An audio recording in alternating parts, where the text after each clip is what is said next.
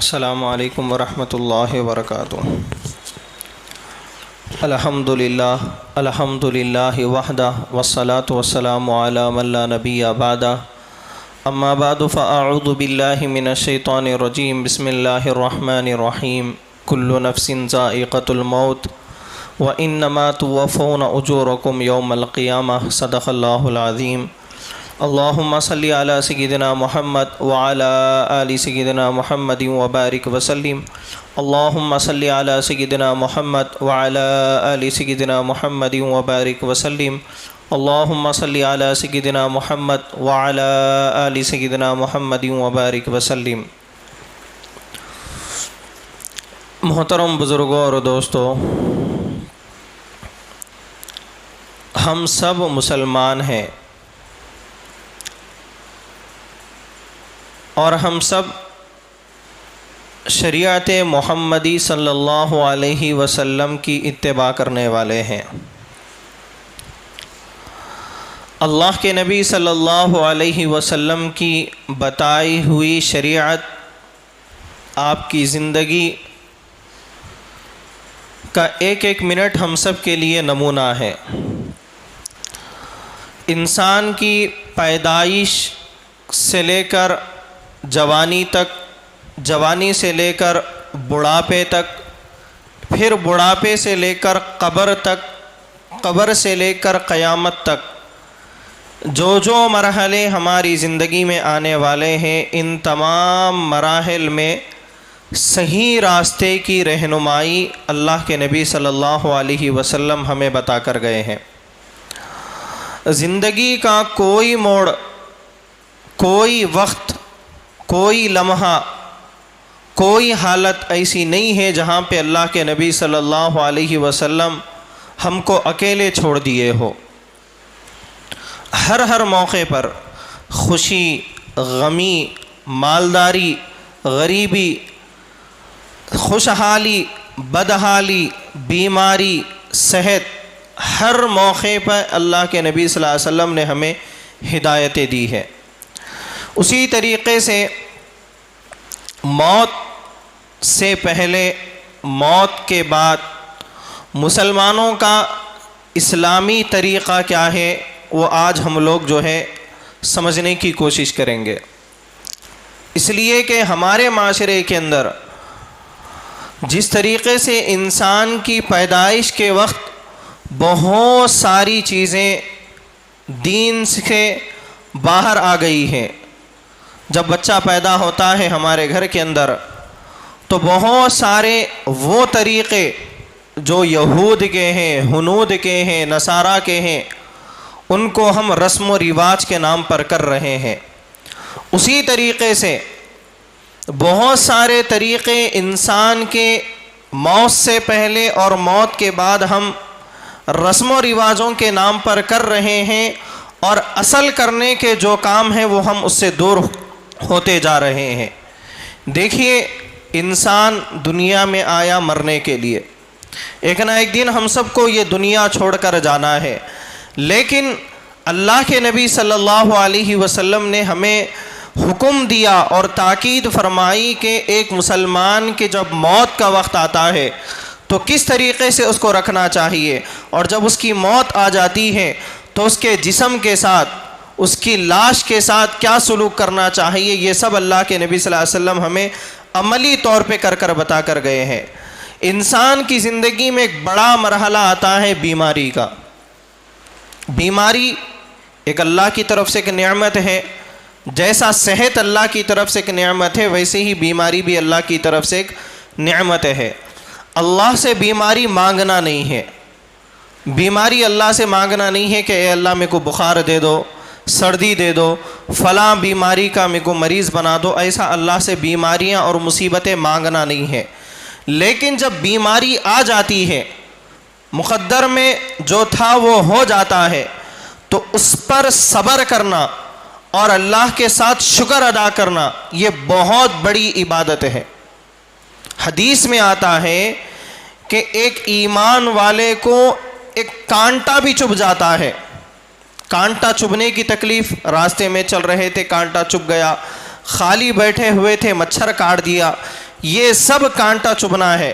تو اللہ کے نبی نے فرمایا ایک ایمان والے کو اگر کانٹا بھی چبھتا ہے تو وہ تکلیف جو برداشت کرتا ہے اللہ تعالیٰ اس کے اوپر بھی اس کو ثواب دیتے ہیں۔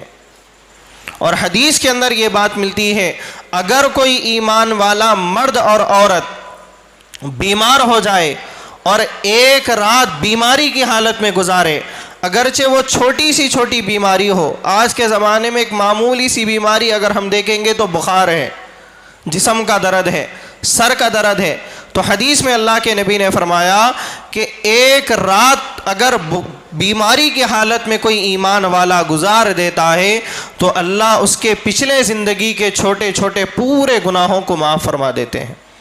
سوچئے، بیماری ایک نعمت ہے، مانگنا نہیں چاہیے، لیکن جب مل جاتی ہے تو اس پر صبر کرنا چاہیے۔ ویسے ہی بیماری کے تعلق سے بحیثیت مسلمان ہمارا اسلامی فریضہ یہ ہے کہ ہمارے محلے میں، ہمارے علاقے میں ہمارا کوئی بھائی بیمار ہو جائے تو اس کی عیادت کرنا یہ مسلمان پر واجب ہے۔ ہمارے گلی میں، ہمارے محلے میں، ہمارے علاقے میں اگر کوئی ہمارا بھائی بیمار ہو جائے تو اس کے پاس جانا اور اس کی عیادت کر کے آنا یہ ہمارے لیے واجب ہے۔ مسلمانوں کے دوسرے مسلمانوں پہ 6 بڑے حقوق ہیں، واجب حقوق ان میں سے ایک حق یہ ہے، جو آدمی کسی اپنے مسلمان بھائی کی عیادت کے لیے جاتا ہے تو حدیث میں اللہ کے نبی صلی اللہ علیہ وسلم نے فرمایا کہ اللہ عیادت کرنے والے مسلمان کے لیے 70,000 فرشتوں کو لگا دیتے ہیں جو پورا دن اس کے لیے دعا کرتے ہیں۔ سوچئے، ایک مسلمان بھائی کی بیماری کی عیادت کے لیے جانے پر اللہ تعالیٰ 70,000 فرشتوں کی دعا ہمارے لیے لگا رہے ہیں، کتنا بڑا عمل ہے۔ اسی طریقے سے اللہ کے نبی صلی اللہ علیہ وسلم نے ہمیں یہ حکم دیا ہے کہ اگر ہم اپنے کسی ایمان والے بھائی کے گھر پہ بیمار کی عیادت کے لیے جا رہے تو زیادہ دیر نہیں بیٹھنا، ایک حکم یہ ہے۔ دوسرا یہ ہے اللہ کے نبی کا حکم تسلی دینا، ہمت دلانا۔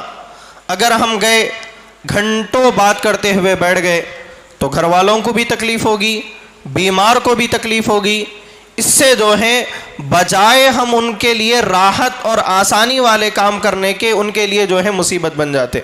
ایسا نہیں کرنا چاہیے۔ ہم کسی بھی ایمان والے گھر کو جب بھی جا رہے ہیں عیادت کے لیے تو تھوڑی دیر میں اپنا کام کر کے واپس لوٹنا ہے۔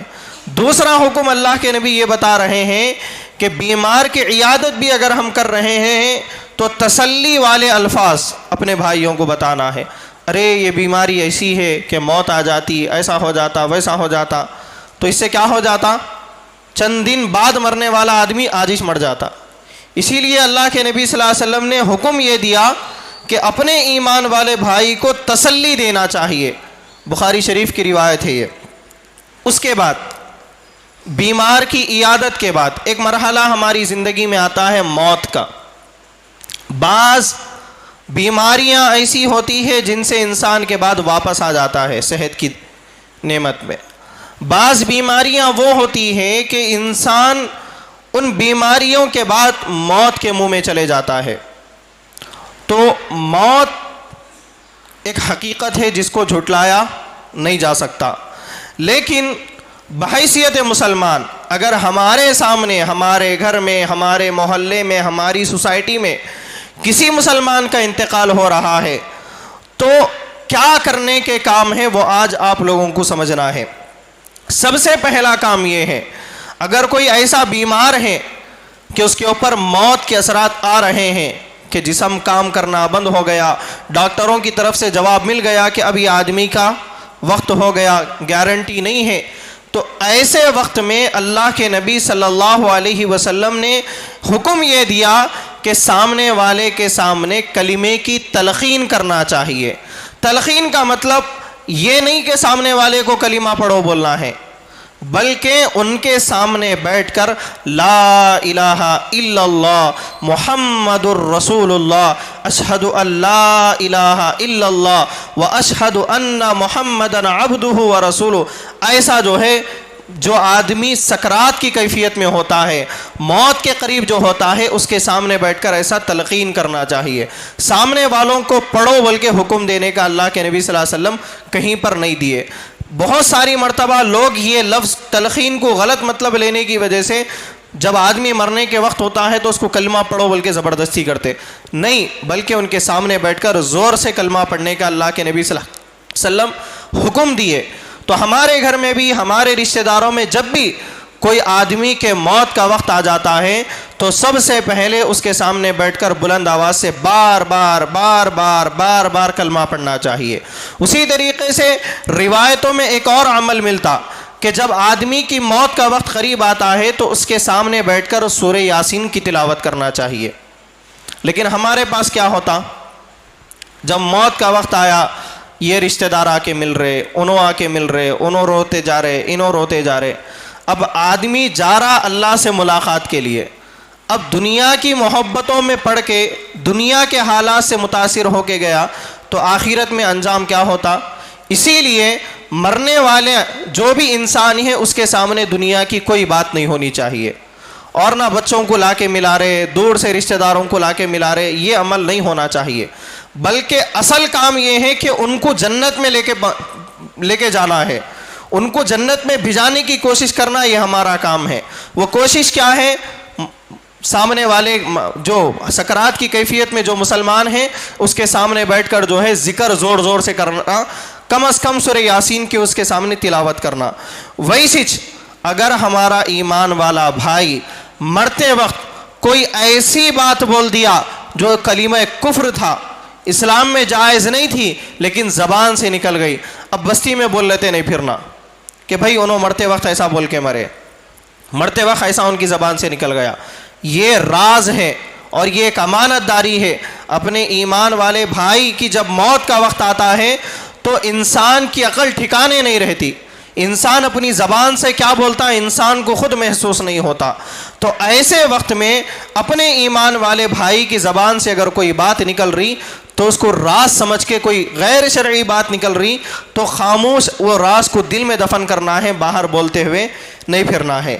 یہ جو میں 3 باتیں بتایا موت سے پہلے کی، ایک ہے کلمے کی تلقین، بولے تو ان کے سامنے بیٹھ کے کلمہ پڑھنا، ان کو پڑھو بول کے نہیں بولنا.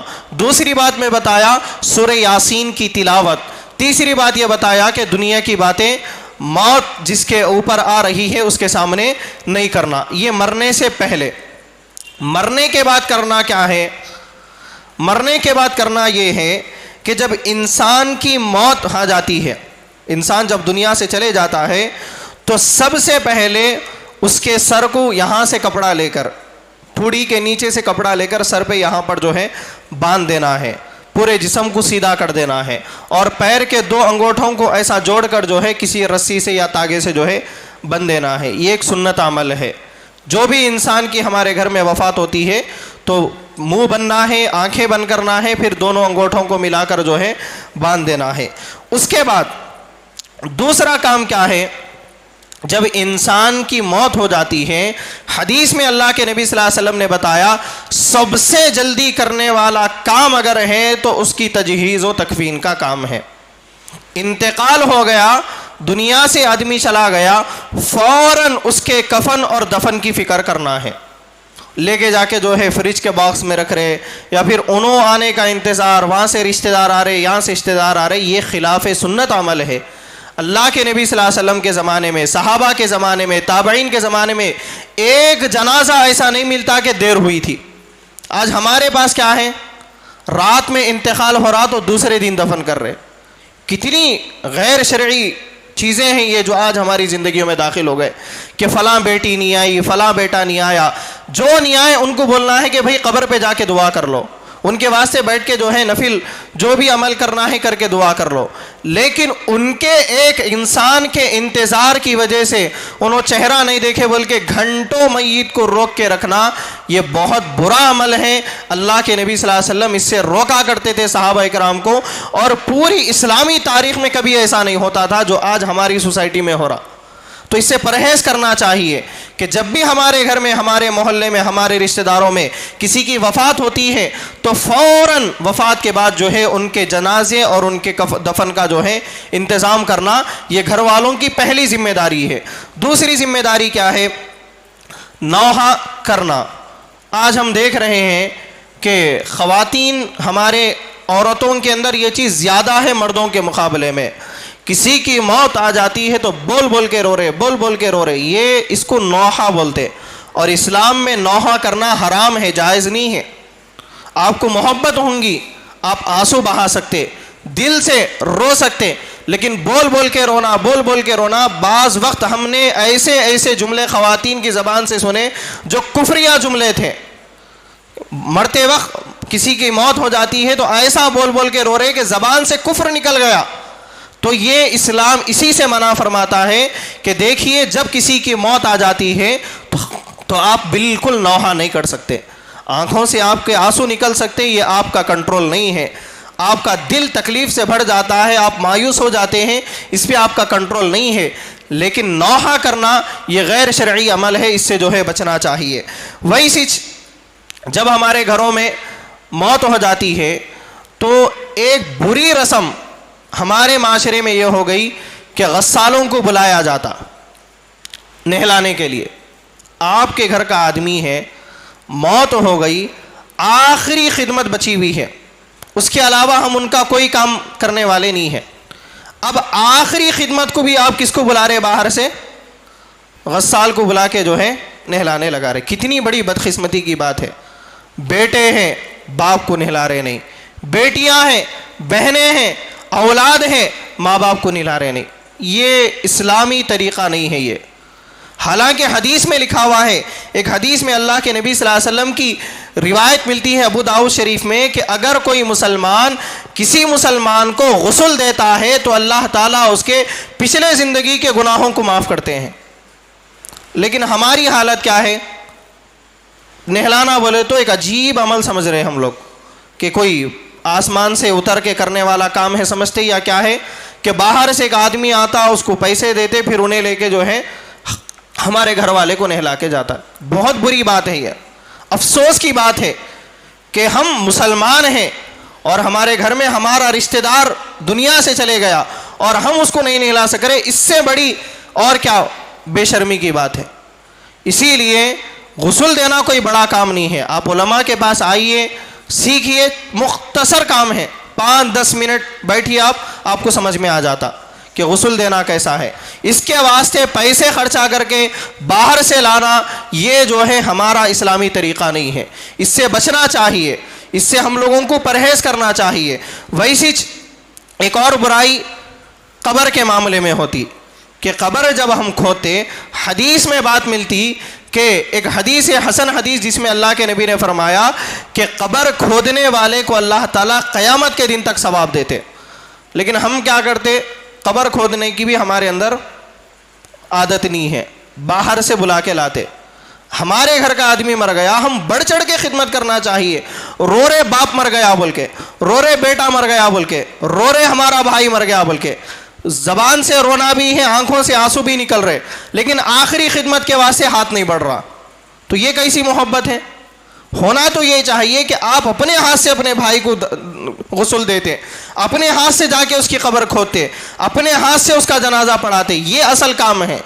تو یہ جو ہے ہمارے اندر برائی ہے، اس کو ختم کرنے کی ضرورت ہے کہ جب ہمارے گھر میں کسی کا انتقال ہو جاتا ہے، مرد کا انتقال ہوا تو گھر کے ہی مرد غسل دینا ہے، عورت کا انتقال ہوتا ہے گھر کی ہی عورتیں غسل دینا ہے، وہ کوئی بڑا کام نہیں ہے کہ اس کے لیے باہر سے لوگوں کو بلایا جائے۔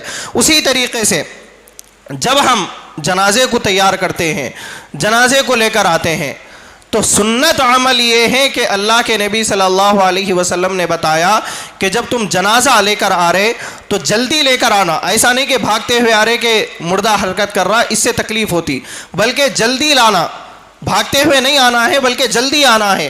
اور جب جنازہ آ جاتا تو جنازہ پڑھانا بھی رشتہ داروں کا کام ہے، بیٹا مر گیا تو باپ پڑھانا ہے، باپ مر گیا تو بیٹا پڑھانا ہے، اولاد نہیں ہے تو کم از کم بھائی ہے انہوں پڑھانا ہے، لیکن ہمارے پاس کیا چل رہا؟ امام ثابت جنازہ پڑھانا، ایسا نہیں ہے۔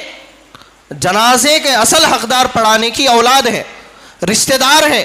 اگر قریبی رشتہ دار کوئی بھی نہیں ہے، لاوارث ہے، تو ایسی حالت میں امام صاحب کو جو ہے آگے بڑھا سکتے آپ۔ سب کو جنازے کی نماز آتی، طریقہ آتا، پھر بھی جو ہے ہمارے پاس ایک رسم یہ چل رہی کہ بھائی مسجد کے امام صاحب جو ہے جنازہ پڑھانا، یہ بھی جو ہے ہم لوگوں کو ختم کرنے کی ضرورت ہے۔ رشتہ دار ہیں ہمارے تو ہمارا پہلا حق ہے۔ اگر کوئی ایسا نادان آدمی ہے کہ کچھ بھی نہیں آتا جنازے کی نماز پڑھنے، ویسے تو الحمدللہ ہم نہیں ہیں، جنازے کی نماز اگر نہیں بھی آتی تو 10 منٹ میں سیکھنے کا عمل ہے، وہ آپ سیکھ لیجئے۔ اب کے والد صاحب کے انتقال سے پہلے، بھائی کے انتقال سے پہلے آپ خود جنازہ پڑھانا ہے۔ جنازہ خود جو ہے رشتہ دار پڑھانے کا حق ہے، باہر والے نہیں پڑھانا ہے۔ ویسے جب ہمارے معاشرے سے جنازہ جاتا تو حدیث میں یہ بات ملتی کہ ذکر کرتے ہوئے آہستہ آواز سے لے کے جانا۔ کسی بھی روایت میں اور تاریخ کی کسی بھی کتاب میں جنازہ بلند آواز سے ذکر کے ساتھ نہیں ملتا کہ سبحان اللہ والحمدللہ ولا الہ الا اللہ واللہ اکبر، یہ زور سے بولنا نہیں ہے، آہستہ بولتے ہوئے جانا ہے۔ لیکن ہمارے پاس کیا ہے، ایک آدمی پڑھتے سب جو ہے ان کے پیچھے دہراتے، یہ بھی خلاف سنت عمل ہے، اس سے بھی پرہیز کرنا ہے۔ اصل سنت یہ ہے کہ آپ دل میں ذکر کرنا یا کم از کم آہستہ آہستہ آواز سے جو ہے بولتے ہوئے جنازے کو لے کے جانا۔ ویسے دیر نہیں کرنا، پہلے بھی یہ بات آئی تھی کہ قبر اور غسل دونوں میں دیر نہیں ہونا۔ انتقال ہو گیا، کسی کے انتظار کی شریعت میں گنجائش نہیں ہے، جتنا جلدی ہو سکے میت کو جو ہے قبر میں اتارنے کی کوشش کرنا ہے۔ ویسے قبر میں جب مردے کو اتارا جاتا تو اس کے اندر بھی جو ہے 2 طرح کی قبریں اسلام میں سنت عمل بتایا گیا۔ ایک ہے بغلی قبر، جو بنائی جاتی جہاں کی مٹی اچھی رہتی وہاں پہ جو ہے بغلی قبر بناتے۔ بغلی قبر کا مطلب ایک قبر کا گڑھا رہتا، اس کے بازو تھوڑی سی اور جگہ جو ہے پیٹی کے جیسا کھود دیتے، مردے کو اس کے اندر جو ہے رکھ کے پھر دفن کرتے، یہ بغلی قبر ہے۔ اگر آپ کے پاس زمین کچی ہے، قبر کی زمین دبنے کا اندیشہ ہے، تو ایسے وقت میں جو ہے بغلی قبر نہیں بنا کے جو ہے سیدھی قبر بنانا ہے۔ یہ 2 عمل جو ہے قبر کے تعلق سے ہے۔ ویسے قبر بنا کے رہنے کے بارے میں ایک ہمارے باپ دادا اور والدین کا جو زمانہ تھا، ہمارے ملک کے اندر بڑی سازش کے تحت جو ہے یہاں سے دین کو ختم کیا گیا تھا۔ ایک بڑی سازش یہاں پر یہ ہوئی کہ اسلام کو ملک سے ختم کر دیا جائے۔ ختم کرنے کا طریقہ یہ ہوا کہ یہاں پر شیعوں کی حکومت لائی گئی۔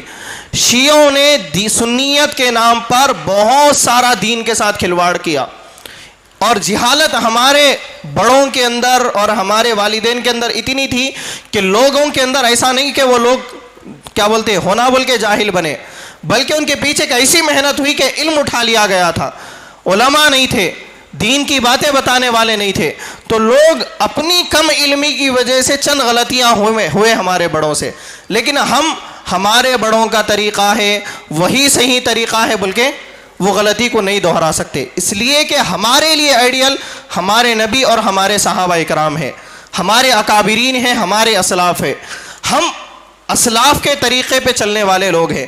ہمارا کوئی عمل اگر قرآن اور سنت سے ہٹ گیا تو یہ ہماری نظر میں اہل سنت والجماعت سے خارج ہے، جس کو ہم گمراہی سمجھتے ہیں۔ تو قبر کے معاملے میں اللہ کے نبی صلی اللہ علیہ وسلم کی ہدایت جو ہمیں ملی گئی ہے، بتائی گئی ہے، قبر اونٹ کی کوہان کی طرح بنانی چاہیے۔ آج کل کیا ہو رہا، پکی قبر بنائی جا رہی، کسی بھی مسلک میں جائز نہیں ہے۔ آپ سمجھ رہے ہوں گے کہ فلاں مسلک کے نزدیک جائز ہوں گی، ہماری نزدیک جائز نہیں ہوں گی، ہمارے نزدیک جائز ہے، ایسا نہیں ہے۔ پکی قبر بنانا چاروں اماموں کے نزدیک اور باقی جتنے بھی بڑے علماء ہیں سب کے نزدیک ناجائز ہے۔ قبر کو آپ پکی ہرگز نہیں بنا سکتے، قبر اونٹ کے کوہان کی طرح ہونی چاہیے۔ قبر پہ بس ایک نشانی کے طور پہ ایک پتھر لگا دیے، بس وہ کافی ہے۔ ہاں بعض جگہوں پہ ایسا ہو رہا کہ قبر کہاں پہ ہے معلوم نہیں ہو رہی، بے احتیاطی اگر ہو رہی، ایسے وقت میں سائیڈ سے تھوڑی حد بندی کر سکتے بے ادبی سے بچنے کے لیے، بس اس کے علاوہ پکی قبر بنانے کا جواز نہ قرآن کی کسی آیت میں ہے، نہ حدیث کی کسی کتاب میں ہے، نہ اسلاف کی کسی کتاب کے اندر یہ بات ملتی، لیکن کم علمی کی وجہ سے ہمارے پاس جو ہے یہ سب چل رہا ہے، اس سے ہم سب کو پرہیز کرنا چاہیے۔ ویسے ہی جب ہم قبرستان میں جا رہے، ایک زمانہ ہم بچپن میں دیکھتے تھے کہ قبرستان میں گئے تو لوگوں کے اوپر ایک عجیب کیفیت طاری ہوتی تھی. آج کیا ہو رہا؟ قبرستان میں گئے تو بھی 4 لوگ کام کرتے، باقی کے پورے بیٹھ کے باتیں کرتے. وہ باتیں کرنے کی جگہ نہیں ہے، مغفرت کی دعا کی جگہ ہے. آپ کو اگر دعا کرنے ٹائم نہیں ہے تو مت جائیے آپ قبرستان، کوئی اور آ کر وہاں کے لوگوں کے لیے دعا کر سکتا. آپ جا کے وہاں پر جو ہے دنیا کی باتیں کر رہے، اس سے جو ہے پرہیز کرنا چاہیے. اور جب ایک عمل ہے حضرت عبداللہ ابن عمر کا، کہ حضرت عبداللہ ابن عمر کی یہ روایت ملتی ہے کہ جب مردے کو قبر کے اندر دفن کر دیا جاتا تو حضرت عبداللہ ابن عمر کا یہ عمل ہے کہ مردے کے سرہانے بیٹھ کے سورہ بقرہ کی شروع کی آیتیں آہستہ پڑھتے تھے، اور مردے کے پیروں کی جگہ پہ کھڑے ہو کے سورہ بقرہ کی آخری آیتیں آہستہ پڑھتے تھے. زور سے قرآن پڑھنے کا جواز بھی جو ہے قبرستان کے اندر کسی حدیث کی کتاب میں نہیں ملا. ہم لوگوں کو وہی کرنا چاہیے جو بتایا جا رہا ہے، اس لیے کہ دین مرضی کا نام نہیں ہے، نبی اور صحابہ کی سنت کا نام ہے. اور اس کے بعد اللہ کے نبی نے حکم یہ دیا کہ جب مردے کو دفنا دیا جاتا ہے تو رشتہ دار قبر پر اتنی دیر تک بیٹھ کر آہستہ آہستہ مردے کے لیے دعا کرے جتنی دیر ایک اونٹ کو کاٹ کے ذبح کر کے گوشت کو تقسیم کرنے میں جتنا وقت لگتا ہے اتنا وقت رشتہ دار جو ہے قبر پہ بیٹھنا ہے. آج کیا ہے، بیٹھ رہے، گئے دعا کر لیے فوراً بھاگ کے آ گئے. حالانکہ رشتہ داروں کا یہ حق ہے، بیٹے کا، باپ کا، بھائیوں کا، قریبی رشتہ داروں کا، کہ اپنے قریبی رشتہ دار کی جب موت ہوتی ہے تو ان کی قبر پہ بیٹھ کے تھوڑی دیر ان کے واسطے دعائے مغفرت کرنا چاہیے کہ اے اللہ ان کے سوالات میں آسانی پیدا کر، ان کو عذاب سے بچا، ان کی قبر کو جنت کے باغوں میں کا ایک باغ بنا. یہ اتنی دیر بیٹھنا چاہیے کہ جتنی دیر اونٹ کے کاٹنے، اس کے گوشت کے حصے کر کے اس کو تقسیم کرنے میں جتنا وقت لگتا ہے اتنا وقت اس کی قبر پہ بیٹھنے کا اللہ کے نبی صلی اللہ علیہ وسلم حکم دیے تھے.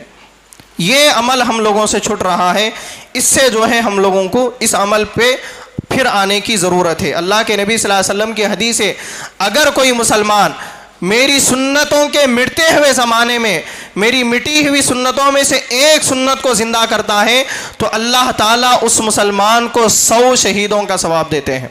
تو آج اللہ کے نبی کی یہ سنتیں ہماری زندگیوں سے ختم ہو رہی ہے اور غیر اسلامی غیر شرعی طریقے ہمارے پاس آ رہے ہیں. غیر اسلامی طریقوں سے بچنا ہے، سنت عمل پر ہم لوگوں کو آنا ہے. وہی چیز جب ہمارے گھر میں کسی کا انتقال ہو جاتا، پڑوسیوں کی یہ ذمہ داری ہے کہ 3 دن تک سامنے والے جن کے گھر میں انتقال ہوا ان کے گھر میں کھانے کی فکر کرنا پڑوسیوں کا حق ہے.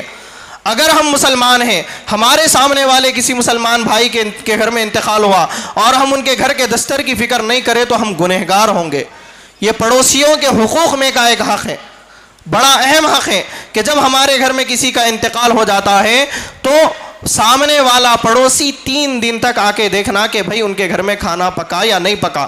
نہیں پکا تو اپنے گھر سے پکا کے لا کے دینا ہے، یہ حق ہے ہمارا. اور جن کے گھر میں انتقال ہو جاتا، شریعت میں سوگ منانے کا، غم کا جو دن متعین کیے صرف 3 دن.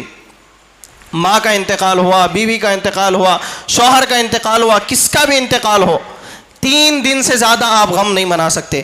صرف عورت کو یہ حکم ہے کہ وہ عدت پوری گزارے 4 مہینے 10 دن. عورت کے علاوہ پھر کسی کو 3 دن سے زیادہ جو ہے غم منانے کا حکم نہیں ہے. 3 دن تک آپ غم میں رہ سکتے، 3 دن کے بعد آپ اپنے کاروبار کو چلے جانا چاہیے، جو عام روٹین ہے اس میں رہنا چاہیے. ایسا نہیں کہ گھر میں انتقال ہوا 10 دن سے کاروبار بند ہے، گھر میں چولہا نہیں جل رہا، ایسا جو ہے اسلام میں نہیں ہے. اس لیے کہ اللہ کے نبی صلی اللہ علیہ وسلم نے سوگ کا جو حکم دیا ہے وہ صرف 3 دن ہے. 3 دن سے زیادہ جو ہے سوگ کرنے کا اسلام کے اندر جواز نہیں ہے. باقی صرف عورت کے لیے ہے کہ جب اس کا شوہر انتقال ہو جاتا ہے تو عورت 4 مہینے 10 دن جو ہے غم میں گزارنا ہے. عورت کے علاوہ کوئی جو ہے 3 دن سے زیادہ غم میں نہیں رہ سکتے. اس کے بعد جب ہم دفن کر کے آ جاتے، ایک عمل یہ ہوتا کہ ایصال ثواب، کہ قبر کے جو ہمارے کسی رشتہ دار کا انتقال ہو جاتا ہے تو ہم غم میں رہتے ہیں، اور ہونا بھی چاہیے کہ گھر میں رشتہ دار کا انتقال ہو جاتا ہے تو اس کی مغفرت کے لیے ہم دعا کرنا چاہیے. یہ ہمارا ایک حق ہے، ہمارے ایمان والے بھائی کے لیے ہم دعائیں مغفرت کریں. اور اس کے لیے اہل سنت والجماعت کے نزدیک یہ جواز ہے کہ ان کے ایصال ثواب کے لیے جو ہے نفلی عبادت بھی کی جا سکتی ہے. مطلب ان کے نام پہ صدقہ، ان کے نام پہ خیرات، ان کے نام پہ جو ہے کیا بولتے کسی بھی دین کے اچھے کام میں جو ہے پیسہ خرچ کر دینا، یہ جائز ہے. لیکن ہماری جہالت کی یہ دلیل ہے، یہ حالتیں ہیں کہ ہم کیا کرتے کہ جب کسی کا انتقال ہو جاتا 10 دن تک کچھ بھی نہیں کرتے، 10 دن کے بعد 10واں بول کے ایک دعوت کرتے. حالانکہ موت ہوئی، گھر میں دعوت کیسی چلتی ہے آپ کے؟ اور وہ کھانا آپ کس نیت سے کھلا رہے؟ پہلے آپ یہ طے کرو آپ کیا نیت سے کھانا کھلا رہے. رشتہ دار بھی آ گئے، پیسے والے بھی آ گئے، پیڑ بھرے بھی آ گئے، 2-4 غریب آئے. اصل ایصال ثواب غریبوں کو کھلانا ہے.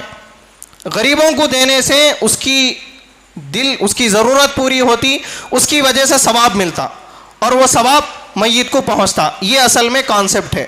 لیکن آپ کیا کر رہے ہیں؟ ایصال ثواب کے نام پہ ایک زبردست بریانی کی دعوت کر رہے یا پھر بہترین پکوان کر رہے، پورے رشتہ دار آ کے پیڑ بھرے آ کے کھا کے جا رہے.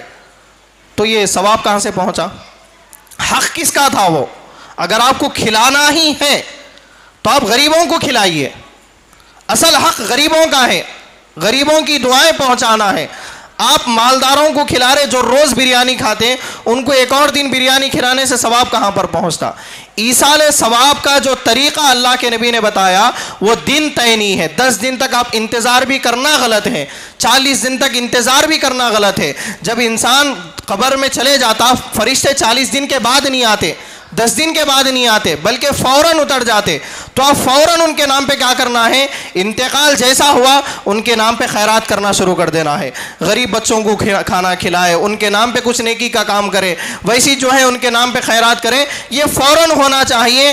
اس کے لیے 10 دنوں تک انتظار، 40 دنوں تک انتظار، یہ اسلام میں نہیں ہے. ہمارے غیر مسلم بھائیوں کے اندر ہے یہ طریقہ، اسلام میں یہ طریقہ نہیں ہے. اور صحابہ سے کہیں پر بھی یہ طریقہ نہیں ملتا کہ بھئی کسی کا انتقال ہو گیا تو آپ ان کے ایصال ثواب کے لیے 10 دن انتظار کر رہے، پھر 40 دن انتظار کر رہے، پھر 1 سال انتظار کر رہے. یہ نہیں ہے، بلکہ فوراً ان کے نام پہ جو ہے ایصال ثواب کرنا چاہیے. یہ اسلامی طریقہ ہے. یہ چند ضروری باتیں تھیں، آپ لوگوں کو ذہن میں رکھیے. اپنے اندر اب تک جو غلطیاں ہو رہے تھے، وہ جانے انجانے میں ہو رہے تھے، وہ غلطیوں کو دور کر کے صحیح راستے کو اپنانے کی کوشش کریے. آخری بات ہے قبرستان کے تعلق سے. دیکھیے ہر علاقے کا ایک قبرستان رہتا ہے. قبرستان اس لیے بنایا جاتا کہ اس سے مسلمانوں کے اندر جو ہے ایک فائدے کا کام ہو، اور مسلمانوں کے جتنی اموات ہوتی ہو ان کے لیے ایک جگہ طے ہو کہ وہاں پر دفن کیا جائے. لیکن قبرستان کو بنانے کا مقصد دنیا کمانا بھی نہیں ہوتا، محلے میں دادا گیری چلانا بھی نہیں ہوتا. عام طور پہ ایسا ہو رہا ہمارے شہر کے اندر. الحمدللہ ہم نے کرناٹک کا قبرستان دیکھا ہے، آندھرا کے قبرستانوں کو ہم نے دیکھا ہے، تمل ناڈو کے قبرستانوں کو دیکھا ہے. ایسا بہترین وہ لوگ جو ہے اپنے قبرستان کو رکھتے ہیں کہ اگر کوئی میت آ جاتی ہے تو کوئی پریشانی کی بات نہیں. لیکن ہمارے پاس کیا ہو رہا؟ پورے حیدرآباد کا یہ حال ہے. قبرستان کی جو کمیٹیاں ہوتی ہیں عام طور پہ نمبر 1 جاہلوں کے ہاتھ میں چلے گئی، یا پھر پڑھے لکھے لوگ ہیں بھی تو کام کچھ بھی نہیں کر رہے. قبرستان کے جو پیسے لگائے جاتے وہ قبرستان کا مینٹیننس ہے. وہ اس لیے دیا جاتا پیسہ کہ اس کے ذریعے قبروں کی ایک ترتیب بنے کہ کہاں پر جو ہے مصیبت ہو رہی. ایسا ہو رہا کہ لوگ جو ہے الگ الگ کونوں میں جو ہے قبروں کو جو ہے بانٹ رہے ہیں. اس سے نقصان یہ ہوتا کہ فیوچر میں ایسا ہو جاتا کہ قبر میں لوگوں کو چلنے تک جگہ نہیں ملتی. آپ ایک ترتیب بنائیے قبرستان کمیٹی کے، اگر کوئی یہاں پر ذمہ دار بیٹھے ہوئے ہیں تو میری باتوں کو برا ماننے کے بجائے آپ ایک ترتیب بنائیے کہ یہاں سے قبرستان مردوں کی تدفین ہونی چاہیے. جب یہ لائن پوری ہو جاتی دوسری لائن، پھر دوسری لائن پوری ہو جاتی تیسری لائن، ایک اچھا دکھنا لوگوں کو. ایسا ہو رہا کہ چند جگہ پر قبریں بالکل نہیں ہیں اور بعض جگہوں پہ ایک دم بھری ہوئی قبریں ہیں. اب اگر کوئی نئی قبر بنانا ہے تو پریشانی ہو جا رہی. ایسا نہیں، بلکہ آپ جب لوگوں سے پیسے وصول کر رہے ہیں تو اس کا صحیح مصرف کیجئے، اس کے اوپر صحیح استعمال کیجئے. اس سے مسلمانوں کو تکلیف نہیں ہوتی.